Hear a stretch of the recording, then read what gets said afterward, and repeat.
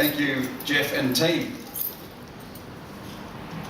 So, creativity, it's not the invention of something unique in the universe. It's the combination of things or ideas that already exist. Everything we need if we're evolving from where we are today, it's already here. It's up to us to find it, pull it together and solve the puzzle. That's what it's all about. This library in Cincinnati is made up entirely of 26 letters in the alphabet, put together to create magic. I have a dream, Martin Luther King. Those words changed the world. Just letters. Never in the history of mankind has so much been owed by so many to so few.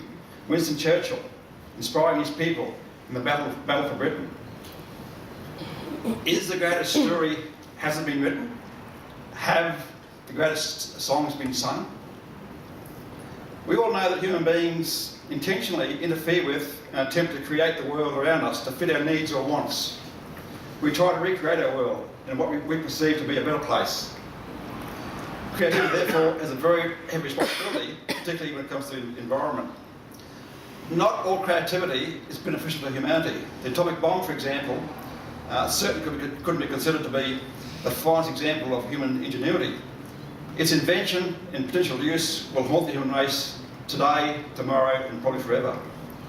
Car keys, these things here, open your car door at 100 metres. It's also a device used to explode roadside bombs. It's also used to trigger suicide belts. This same device. This here, suggestion that we already know much about our universe, I find a little audacious. Black holes, for example. It could be a black force field wall. So when you're carrying along there in your spaceship thinking it's a hole, smash up against this force field and like a grasshopper on a windshield of a car. You'll remember the stories told by internet experts of the day of how the world was flat. I think that the crow's nest in the first ships were not there to look for land, they're there to listen for the mother of all waterfalls, the flat earth. This is true creativity. This is what describes being the most beautiful, intricate piece of engineering excellence. The orb spider has a brain so tiny you can't see it, you can barely see it with the naked eye. Yet it can produce from its body one of the strongest fibres known to man and weave it into the greatest trap device that even we struggle to emulate. And here is my point, ladies and gentlemen, girls and boys. Human beings emulate and manipulate what already exists. The spider's web design was used by early human beings to create fish traps, and of course, still being used today.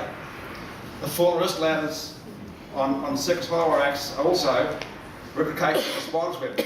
They're design of spiders, not human beings. Spiders, brains so small.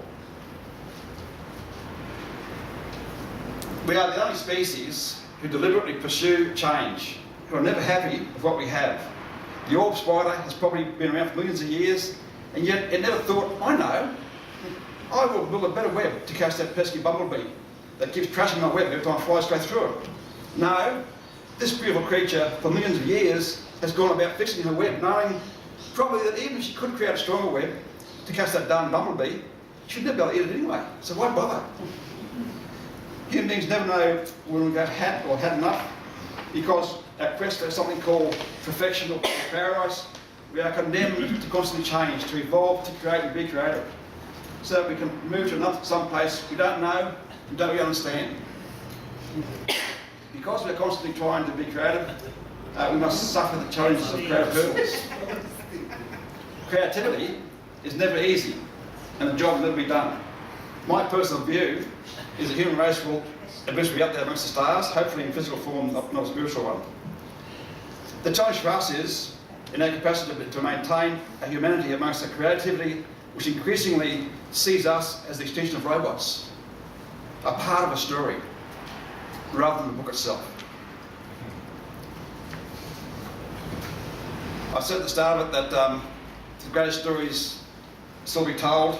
It could be, ladies and gentlemen, that the greatest stories of the human race may well be already written, buried, hidden in a cave in the Northern Territory, in a tomb to be unearthed in Egypt, or into the ocean in a place called Atlantis.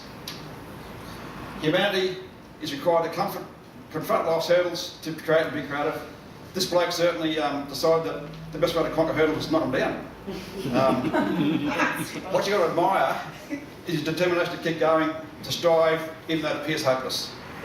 Creativity, ladies and gentlemen, girls and boys, could be the curse of mankind, or it may well be our salvation.